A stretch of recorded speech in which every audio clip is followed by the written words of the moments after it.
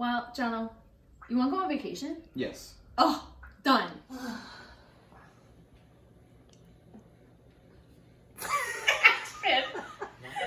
You want to start or you want me to? It's your kitchen. I'm not going to introduce them. I'm not going to welcome anyone.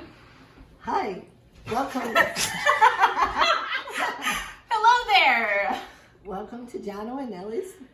Wait, we're not at Jono and Ellie's house. Oh, welcome to Nana's Magical Kitchen. We're glad you found us here. Today we're going to make elephant ears out of Adrian's favorite cookbook from when she was a little girl. That book looks like it's 29 years old. Yep, it is. Just about. Do you know anything about elephants? I don't know. I think that they might just be the largest mammal on Earth. Do you think that the largest mammal has the largest ears? I hope not, because my cookie sheet isn't that big. We're just going to have to wait and hope that they fit in the oven. Oh, good point. Well, we'll see. Now, the first step is to heat the oven to 425. And we have some time. Okay, the second step is to grease the cookie sheet with shortening. And while she's doing that, we can heat the butter until it's melted. So, we use a quarter of a cup, which is half a stick of butter. Is shortening plant-based? Did you know that elephants mostly eat only plants? They eat grasses and seeds and sometimes fruit. And I read that their favorite fruit is the banana. I thought they only ate peanuts. No, they eat bananas. And they're so smart, they can peel the bananas just like humans. I was gonna say, maybe our audience could laugh. Elephants are very smart.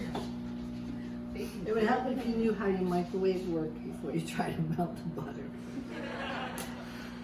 So while that's, we're gonna set that aside anyway. Okay. So in the meantime, we're gonna take a cup of flour in the sifter, 2 tablespoons of sugar. Uh-oh. Time out. I think that we might have some problems with the sugar because we're in a pandemic and Nana's Kitchen ran out of sugar. So we're gonna have to see what she has in store for us now. Thanks to Brooks for overbuying sugar for the bridal shower. 2 years ago. We still have sugar. Open up the sugar packet. So- About the content. Once the boy elephants get to a certain age, they have to go out on their own and they become lone bull elephants. Lone bulls? Yeah, lone bulls. And then the rest of the herd is all females. And when a mama elephant has a baby, the baby is raised by the mama and then a group of her aunties. Oh, So cute. Wouldn't that be just so nice if I had a group of aunties to help me raise my baby? Where we were here. And we need 2 tablespoons. And through the magic of videotaping. So we need a half a teaspoon of baking powder, Okay, what's next? half a teaspoon of salt. Okay, be careful when you're measuring out salt, especially if your container is broken like this. Sifting is a really great way to make sure that all of your ingredients are combined and nice and fine. Sometimes you have to like go back and forth a couple different ways. Okay, now what we're gonna do to this is we're gonna add 3 of the 4 tablespoons of butter to that and 1/3 of a cup of milk.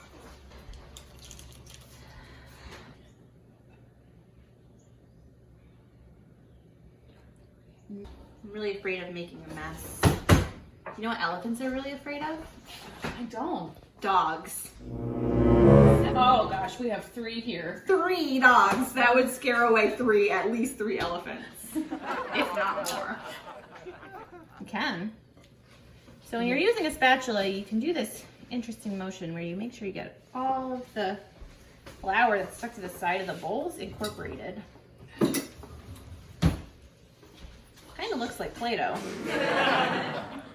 Have you ever seen an elephant? I have. I think I have ridden one. You've ridden an elephant? So's Tutu. So, Yeah? Tutu rode an Gosh, elephant, I yes. think Mike and Susan did too in Thailand. We're using gluten-free flour so that Papa Biscotti can enjoy some cookies too. And Ellie. And Ellie. Okay, so if she's gluten-free. It says, sprinkle a surface lightly with flour, turn the dough onto the surface, knead 10 times. Knead. So before you knead anything, you want to make sure that your hands are nice and clean. You don't break the bowl. I washed my hands already, and I sang the ABCs while doing it to make sure that I did it for long enough.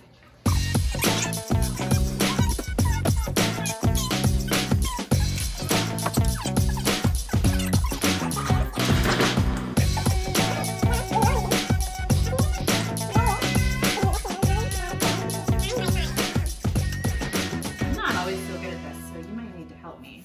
And the thing about cooking is that it doesn't have to be exact. It's supposed to be fun. Thank you for that kitchen dust. All right, I think we're gonna call that good. What's next, Nana? Now what we're going to do is we're going to sprinkle it with a combination of 3 tablespoons of sugar and 1 teaspoon of cinnamon. So we need to brush it with butter. Okay. So there's a couple ways you can do this. If you have a pastry brush, you can use that and go nice and daintily. If you have a piece of paper towel, you could do the same. I'm just gonna pour it on. And then I'm gonna rub it in. Butter. Is that enough sugar? You wanna go edge to edge. And then I'm going to sprinkle it all over the elephant ears. This is the best part.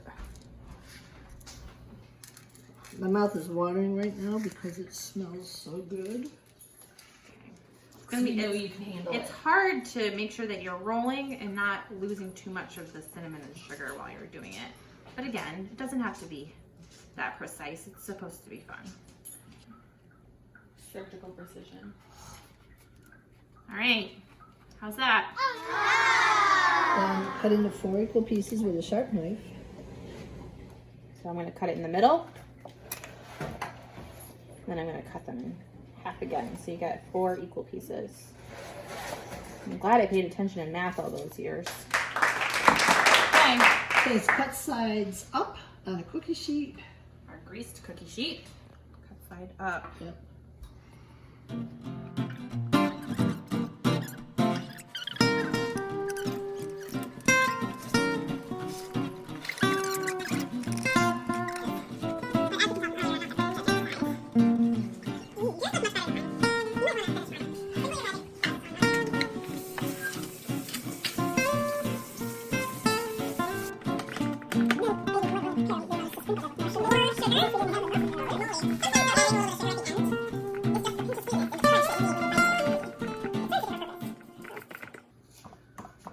There. Look at this hole. How's that? Pinch a Close little bit enough? of this raw sugar and hope that it does the trick. You sprinkle from up top. It's easier to see that you're hitting the full surface. And it's fun. Voila! Yay! Voila! I'm going French here. Okay, and then it says pop them in the oven for 8 minutes. Okay. Perfect. Check them after 7 Okay, minutes, we'll and if check they need them. 1 more minute, we will allow it. And then it says immediately remove from the cookie sheet with a spatula and cool on a wire rack. Wire rack. All right. Okay, so check back in about 7 minutes and we'll pray that they are good. It's enough time for me to drink my coffee. Quick peek.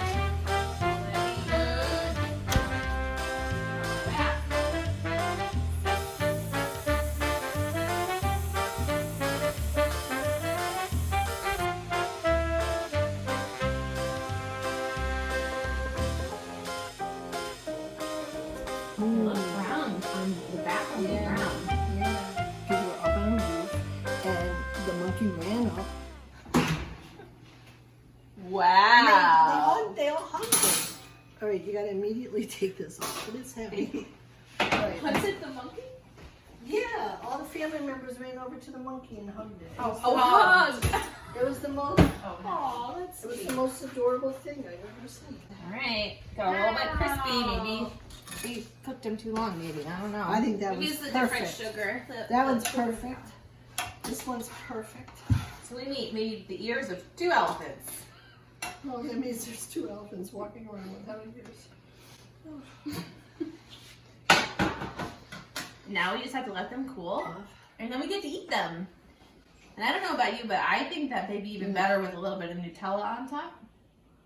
Everything's better with these. Everything's better with Nutella. Chocolate. If you wanted to make these and make them a little bit different, you could put a little bit of chocolate in the middle instead of cinnamon. You can make chocolate elephant ears. Oh. Or if you wanted to make them a little bit healthier, you could use like a fruit jam. You could make them raspberry. You make them raspberry elephant ears. They wouldn't be true elephant ears though, but you could do that. What else has big? They'll be basset hound ears. Big ears. I don't know. Well, So. thank you for joining us today in Nana's kitchen for the next version of Jono and Ellie's kitchen. See you next time. Bye. Okay. Here's the test. We may not have let it cool long enough. Okay. Well, cheers. Cheers. Thanks for baking with me, Nana. Anytime, Adrian. Oh, Yum. delicious. It's chewy and gooey and cinnamony and sugary. And it tastes like the wisdom of 100 elephants. Mm. It kind of looks like my favorite kind of Pop-Tarts. The brown sugar. Pretty darn good. Chef kiss. Very good. And in just 10 minutes, these could be in your mouth.